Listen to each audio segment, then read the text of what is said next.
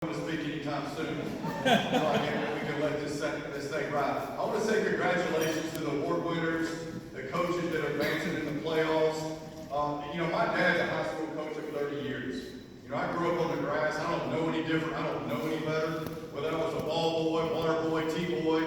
Some of y'all know they had tearaway jerseys back in the day. I was collecting them. But there's nothing better than high school football. You guys cherish the moments, enjoy the moments. Because I'm telling you, there's nothing better than high school football. I love it too.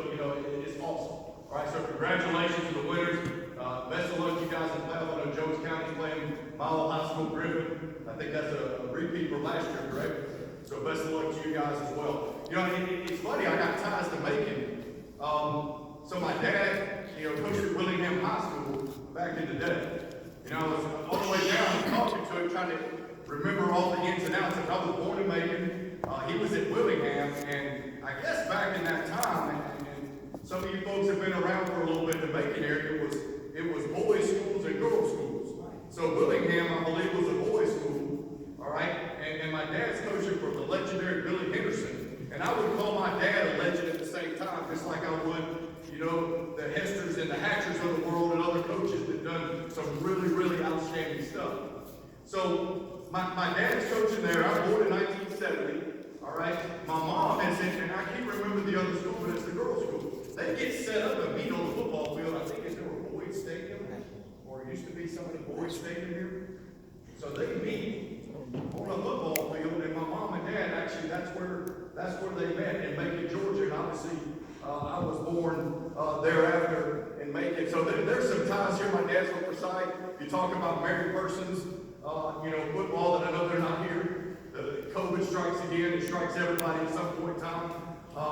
My dad played for Dan Pitts, another legendary coach in the coaching profession. He played for him, and what an honor to know Coach Pitts. And my dad's at Forsyth, Georgia, really born and raised from there. But so a lot of ties to make it. Very appreciative to be here. So the last time I was here, I believe it was 2013. So I'm not sure if I was saying or not when I took the job. I had a good job working for Coach Johnson. By the way, he says hello to all you guys that know Coach on the way down. He said to tell everybody here hello. So I get the opportunity to take on a new adventure. I think in your career, you're always looking for that next step. And I'm one of those old school guys that I don't look for jobs. I've always believed you go make the job you have the best one. You don't need to go try to get another job. Go make the job you have the best one. And you know what? You'll be recognized for your work. And whatever that calling will be, it'll be. So that we don't have to go interview for 47 jobs and send out all these resumes. Just go be the best in what you do. Whatever job that is, and that's the way I always felt. This thing comes up in Kennesaw State. So the last time I was here, I spoke to you guys. Some of y'all were in here. There was 25,000 students at Kennesaw State University, about 25 minutes outside of downtown Atlanta. Well, today there's 41,000 students. It's changed a little bit. All right, it's unbelievable what's going on there. So I go to this job that's got 25,000 students. Now, they don't have a football. I didn't say football program. I said they don't have a football. They don't have a helmet. They don't have shoulder pads.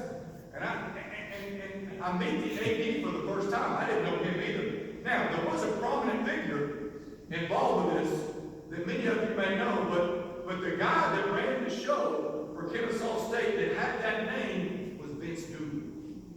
So there's a name to Kennesaw State. He's on the board. He's the one that gave all the advice on how do we get a program started. And so Dooley was the name. You know, at ETSU, they had Philip Fulmer. And Bill Curry at Georgia State. You have these names involved with these programs when they start. So I knew Coach Dooley a little bit because I played at Georgia in the transition period when he was leaving and Coach Goff was coming in. But I didn't know the AD. I really didn't know anything about the university, to be honest with you. I lived 15 minutes from the place. I didn't know anything about it. I've driven by to know the ball a million different times, still didn't know about it. AD takes me on campus. I walk on, they got a stadium already there. Right in your locker room, nobody been in. There's 25,000 students. I'm in Metro Atlanta. The state of Georgia, and I'll say this for everybody here, has the best coaches in football in America. Y'all hear me on that? The state of Georgia has the the best high school coaches and players in America. I'm like, you got a school right outside of Atlanta with 25,000 students. You want to start football? I'm in. We're figuring this thing out. So I got the worst job interview for 17 years. All right, I was lucky enough to get it, I think. Then I got the job and I got in that cubicle by myself and I looked around. I'm like, damn, I'm not sure this is exactly what I should have done. You know, you're sitting there by yourself going, where's everybody at, right? And we need to order some equipment or something. We got to get something going. So it was unique at that time. You know, you're sitting there, 25,000 students. You got a great university of football, and you flash. You go forward to now, 2020, and what I'm going to brag. I'm not going to brag on me. I'm going to brag on our university program and what our kids and our staff have done. 48 and 15 in 5 years. 48 and 15. You alluded to this in the introduction, but I want to repeat it, not to brag on me, because listen, it's all about team in this game. I just get my name in the paper, good or bad. I could be Mount Zion right now. But it's about the team and what has been done to build something special and unique. And that was the mission when we started the thing. 48-15, we've grown the university, which I truly believe, and I think you guys will too, that football has a way in the South to be the front porch for a university. So we bring attention to a university to see all the good things going on, because people love sports. People love football. They love being a part of it. They love watching. They love following. So the growth and what these kids and this staff have done has been unbelievable, because we recruited a class and they had a pass for a year, you know, and they're being told they're going to win a national championship. We go to TV and I'm like, hey guys, we're going to win a championship. I knew we were going to win a championship right then. But you know what? Expectations are what you want to make. And you set the bar high and you never lower the bar. And no different than these guys over here or any coach. You set the bar there. Hey, you know what the expectation is. We know what the reality is. But from day one, it's about winning championships. And I'll allude to this as we made some decisions along the way in this very unusual 2020, to be nice, that we are in right now. 48-15, we've won every year we make the playoffs, we win the game. We made it to the quarterfinals 2 years in a row, knocking on the door of the semifinals, with the hopes to get to Frisco, Texas, and play for a national championship, where, as many of you know in FCS football, it's about winning the coach state, period. Plain and simple. There's no debate on any given year. It's them. That's where we want to go. We want to be that conversation. We want to be that talk. Kennesaw State wants to be that. That's where we're going. And we're going. We're going as fast as we can go to get there. Because that's what we'd like to do, and that's what the plans are. But what this staff and these kids have done to get to this point is absolutely phenomenal. I couldn't be more proud to be a part of it. You know, you look at what's happened, and listen, jobs are jobs. I love going to work every day. I love helping young kids try to be the best version of themselves they can be. Because that's what this profession is about. You know, we get caught up in some of this stuff on Saturdays. Shoot, man, I want young men to grow and develop and be the best they can be. On the field, off the in the classroom.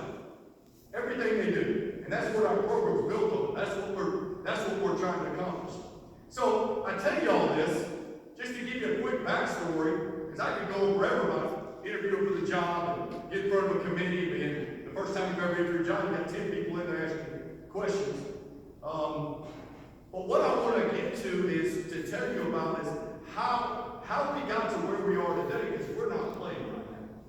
And I think it's unique, the decision-making process and the structure of the program that I told you was built on winning championships. Plain and simple. So on March 16th, I believe it was March 16th, we were getting ready to scrimmage actually on the 13th. It's 1:30 in the afternoon. I'm pushing the envelope. We're going to scrimmage. We're going to scrimmage. We have a spring ball. We're going to scrimmage. I get the call, 1:30. Done.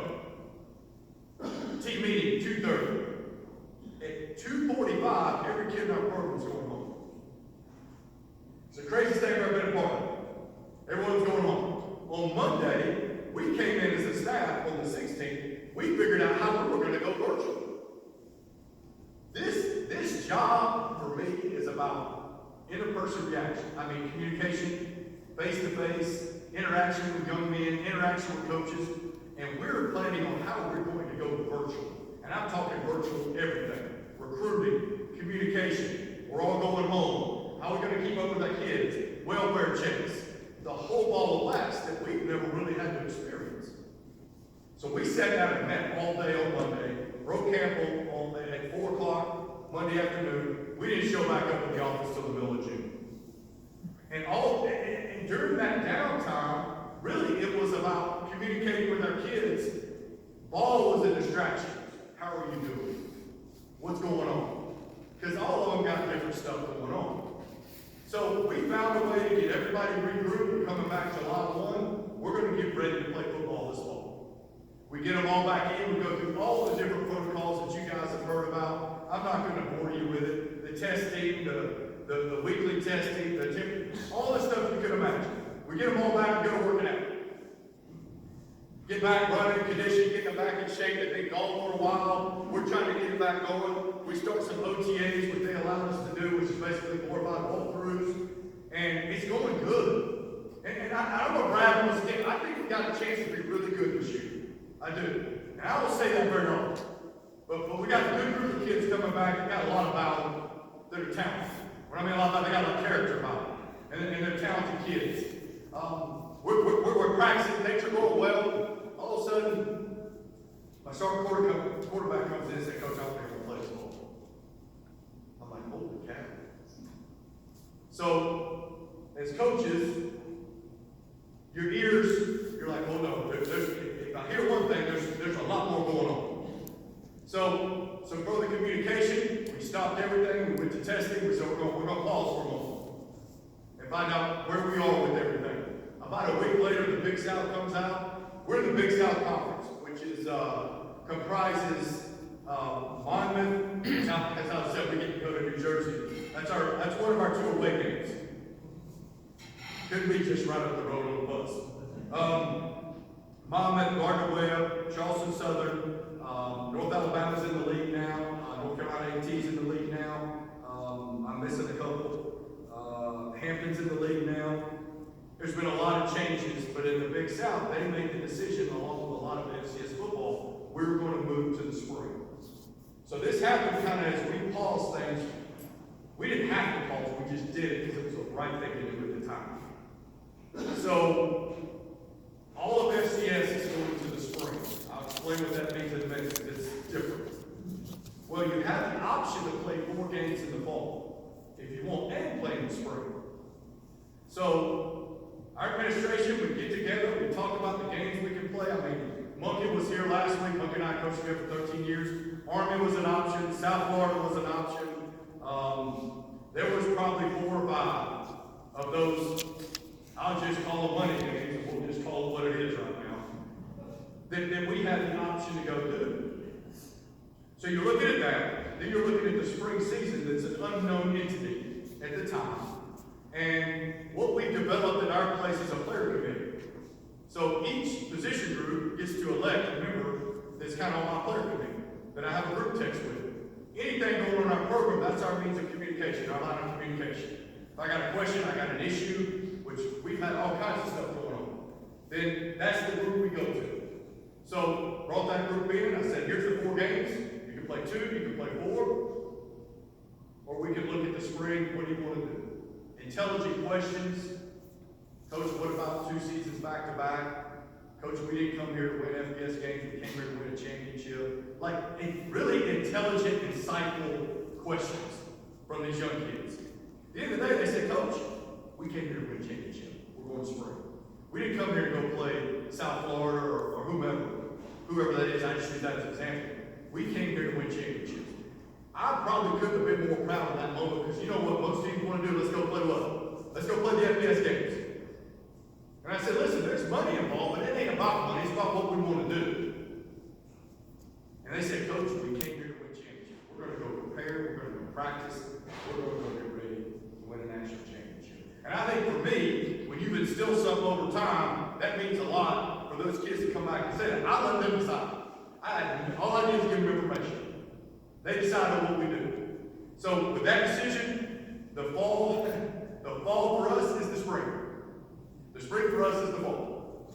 Yes, it's all over the place. So we finished spring practice, fall practice, right before Thanksgiving break. We had 14 out of our 15 days we went to practice. And listen, we went through 6 rounds. I'll tell you about our kids. I'm bragging on them right now because I'm proud of what they've done. We went through 6 rounds of probably 200 plus tests, probably half of them positive. 6 weeks of testing.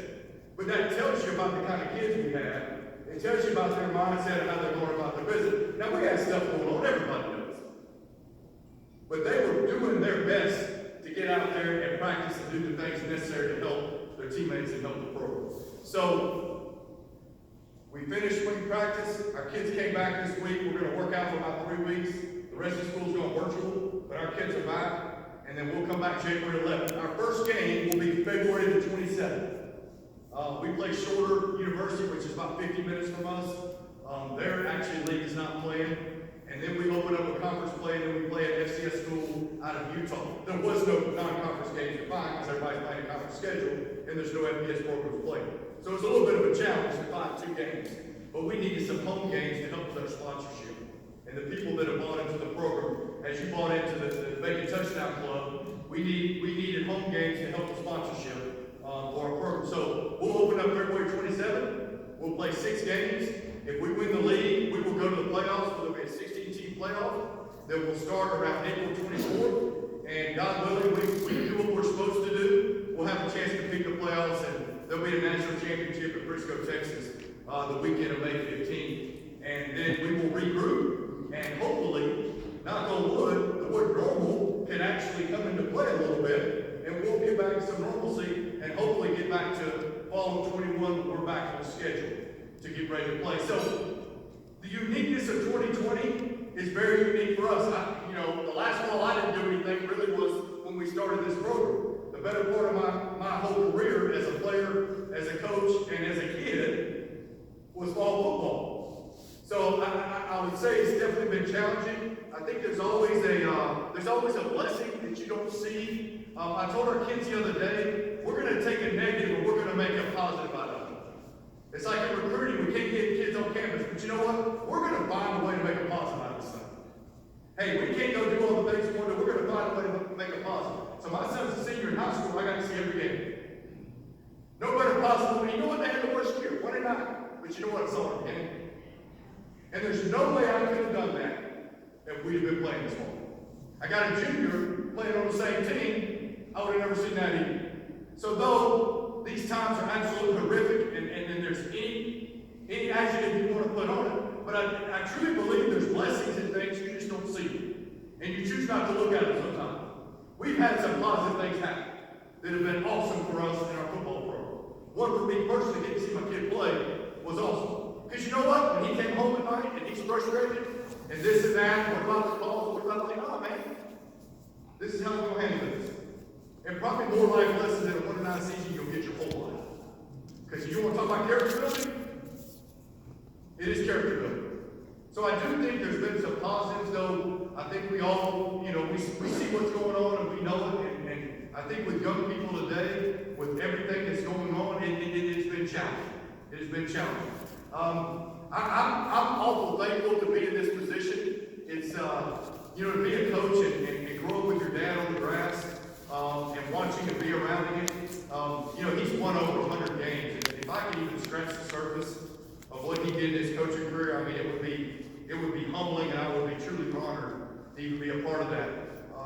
But it's been unique, but it's been fun. I'm enjoying being at practice. That's the best part of the day, because I don't get to interact with the kids except in practice right now. So that makes it a little bit challenging.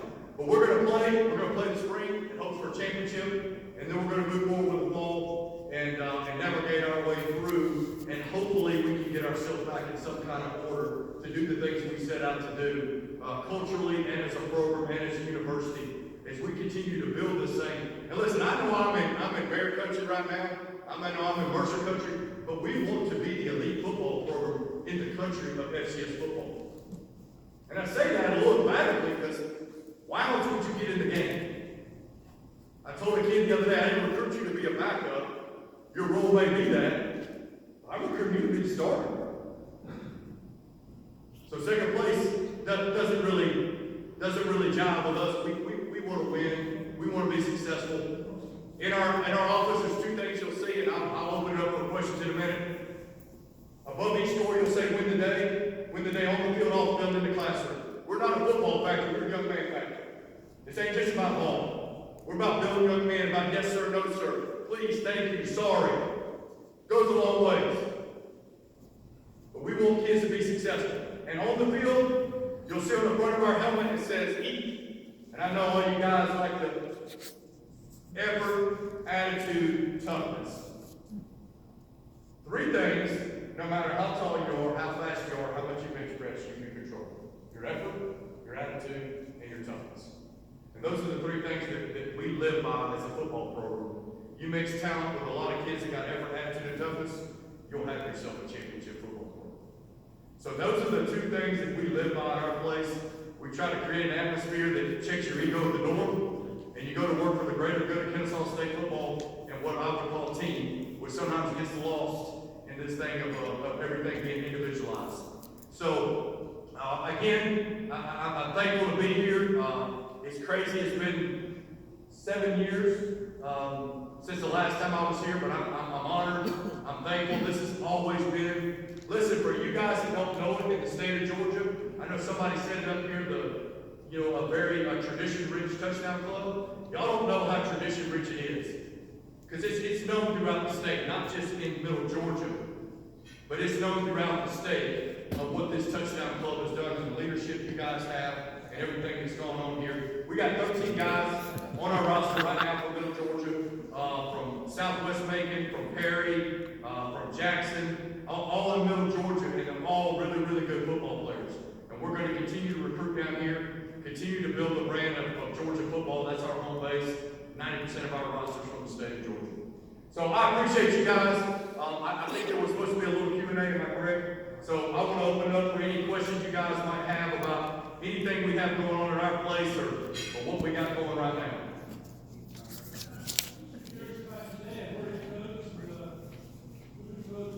So he was at Willingham here, and then he went to Cedar Shoals, and they started a program under Johnny Waters at Cedar Shoals High School, and then he got the job at Griffin High School. In 1978, he finished his career there. And he was the head coach from 78 to about 90, I think 97, or somewhere in that area, 96 when he retired. He retired right after 30 years, and then did some part-time stuff, and now he's a full-time golfer and a full-time granddad. So he's, but yeah, that's his career. Yes, sir. You were fortunate enough to play in the championship in May, about 6 weeks off before you start fall camp. See, you haven't prepared any different for 2021? Yeah. So the question is, with us playing in the spring, and say we make it to the 15th, which is our goal, how do you manage finishing on the 15th? Fall camp starts around, 1st of August, and you're going through an 11-game schedule with a possibility of another 4 or 5 games. So when we started practice this fall, that was in mind. So a practice for me would be 24 periods, 5-minute increments. It was 18. We took a day off or 2 days off between every practice, and we managed some of our upperclassmen on their reps. So from day one, because when you get to that point, it's over. You gotta get ahead of it. So what we've done is I hope we'll see if it works. But what we've tried to do is manage how we practice, so that we don't, you can get hit out. Your leg, and so we're trying to manage that, and put ourselves in a position where we can do that. But it's unlike anything else. So listen, there's no playbook for 2020. You just try to take each day, you win it, and you move to the next one. And you come up with the best plan you can, then you change it, you navigate it, you try to fix it. Because there's no playbook for any of this. So, but it is, for me as a head coach, it is first and foremost on my mind. Like our kids that have played a lot for us, like if you went to an interaction period, they may not get one rep. And all the young ones, they're getting all the reps. So, because the thing that I'm also worried about is depth in the spring, because you might show up and your 13th guard becomes the starter in round 1. Or your 13th quarterback's got to go win a playoff game. So what we try to do is establish depth and then manage a little bit of that. And then when we get done, we're going to have to see where we are physically. We're going to take some time off, and then we'll regroup and try to get back in some kind of normalcy. The thing you don't want to do is mess with the ball of 21. You want to get back, even if you have to sacrifice some things, you want to get back to the way it was, or as close as you can. But it's something that's a definite on my mind. It's a great question. Yes, sir. You're enrolled up to 41,000 students, and you gain that kind of support, continue to all have that program that, So that's a great question, the support of the program. The unique thing when I took the job, there really wasn't a huge fan base. The biggest rivalry in Kennesaw State at the time is when Kennesaw State and Mercer would play in basketball. Honestly, and even some other sports, that was probably one of the bigger games with those two schools involved. And obviously they're in different leagues now with things that have gone on. But we are building and cultivating a fan base. So as we build the program, you see the wins. Well, I don't know that anybody thought we were going to win a game, if you want to know the truth. In fact, I've been told that multiple times. And all of a sudden we take off, and I think our fan base is catching up to what is going on the field. And our last season we played in the fall of 19 was the best student attendance we've probably had since we've been there on a regular basis. You would think, you got 40,000 students, and we could probably get about 3,500 in the end zone. But they're learning how to be. You go from a junior college to a community school, now you're an on-campus school. They're learning how to. When we first got there, you couldn't find a Kennesaw T-shirt on campus now, but you could find a Georgia, Clemson, Auburn, for a little bit. But you couldn't find anybody going. Now it's covered campus. So I think we're building and cultivating that fan base. Because my goal is for that home stadium, which is Fifth Third Bank Stadium, which seats about 8,500. We want it packed every home game. And we're in 2 different leagues, so our fan base is navigating the Atlantic Sun and all other sports in the Big South, because like I said, it doesn't have football. So we're navigating those 2 things to educate our fan base. But I'm going to tell you what, the folks that are at our games, they're diehard. And a lot of them have been there from day 1. You know what I mean? As you build it, they've been there from day 1. I tell you what, that makes it unique. I'll tell you this is just me talking, the sky's the limit for this place. Sky's the limit. Sky's the limit. This thing's it's special now, but it's gonna be elite. In good time. It will be. Yes, sir. Well, you mentioned that Sunday, you can tell us who you're playing those leagues and what kind of offense. So the Atlantic Sun, we don't play anybody in that league. They're not football right now. That's what all the basketball, baseball, all the other sports play in that league. The Big South, I mentioned, I know I forgot some. Monmouth, Gardner-Webb. They started out with Coastal and Liberty our first couple of years, and then they left. And then we've been adding to those as we go. Gardner-Webb, PC used to be in the league. They're out. And now we've added North Alabama, Hampton, North Carolina A&T. There's a lot of other stuff going on behind the scenes with some conference stuff right now. So your first part was that was the second part of the question. So we're a spread option offense. A lot of things that I learned from coach, but then the things that I wanted to do, which is we wanted to have the ability to throw the football when we needed to. We wanted to have a gun package to be able to go execute when we want to. And so what we've done is evolve a spread option offense to suit whatever talent base we have at the given time. We are going to be able to run the football. We are going to play great defense, and we're going to run to the ball on defense. But we want to be able to do what we need to based on what the defense is giving us. So we are a spread option offense, that does a little bit of everything. If you wouldn't watch the scrimmage, you would have thought we've gone to the gun solely. So what we want to do is give ourselves the opportunity to do what our kids can do. But we're going to line up. Here's the thing. We're going to line up, and we're going to be tougher than the other people we play. And we're going to play harder than other people because that's who we are. Whatever it is we're doing, really doesn't matter. Our goal is to be tougher, play harder, and you know what? If we got some talented kids that buy into that, we'll win some games. You know, so but that's us.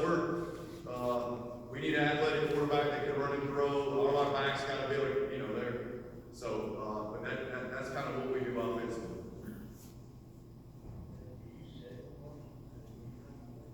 I don't know if there are any Mercer people in here right now that I'm going to really offend right now.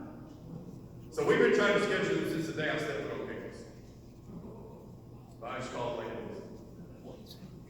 Been trying to schedule Mercer the whole time.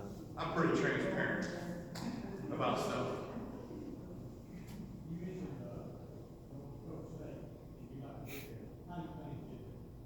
Well, I think the one thing is we've studied it. I'll be honest with you, because I think, you know, and don't take this the wrong way, but, well, it's the truth. Like, if you want to be Alabama, and no offense, but it's real.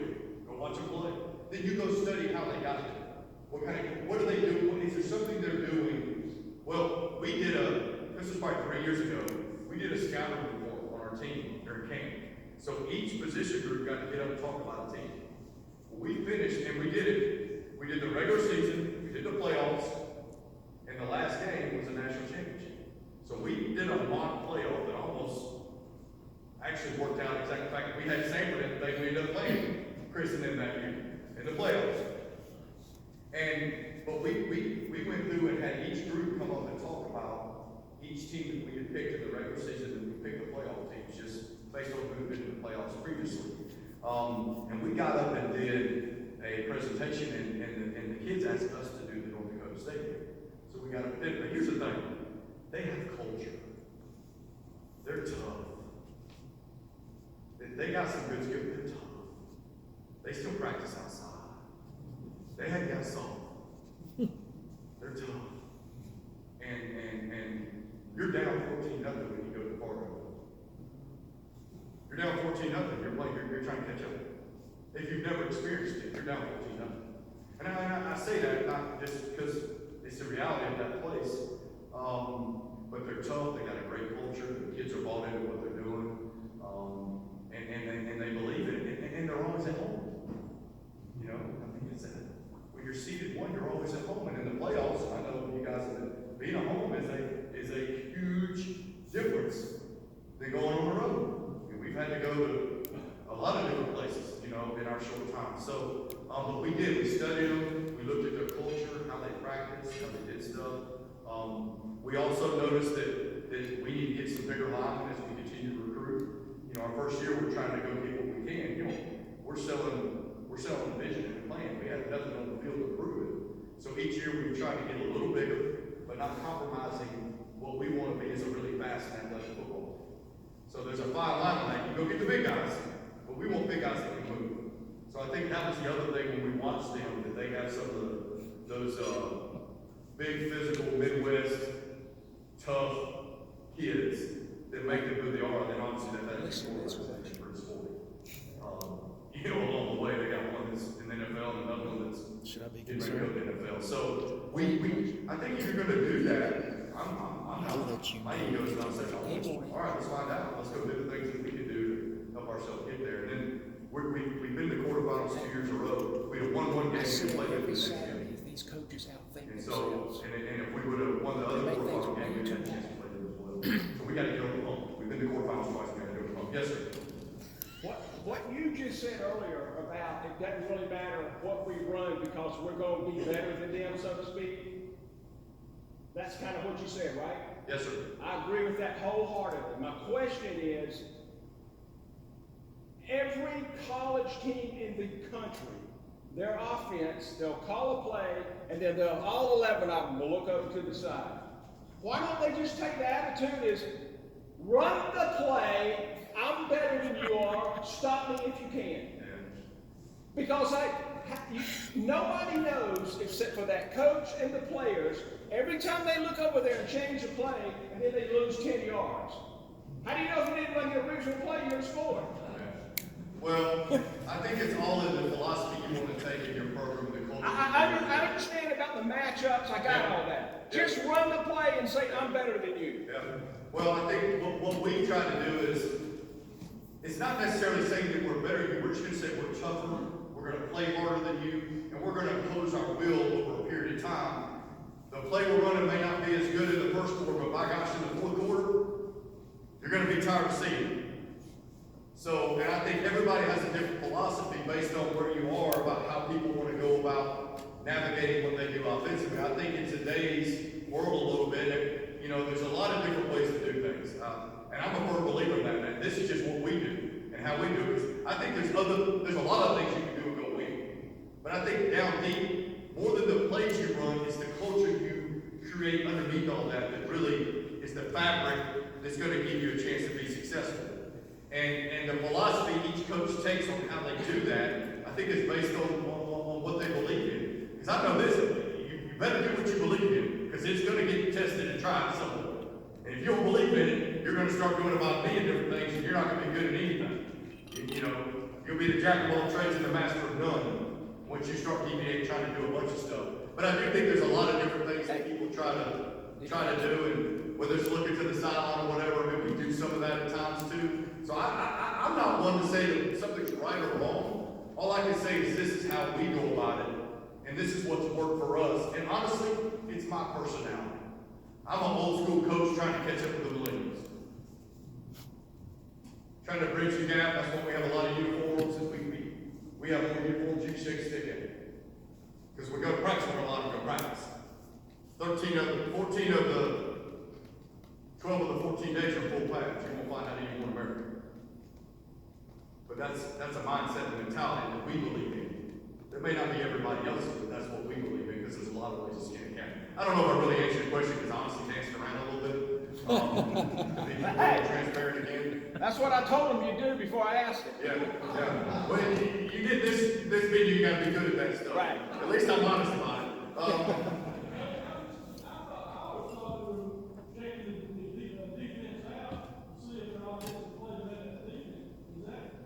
Well, I think there's no question that he said, all right, when they look over, they're checking out what the defense is doing. But here's what it's come to.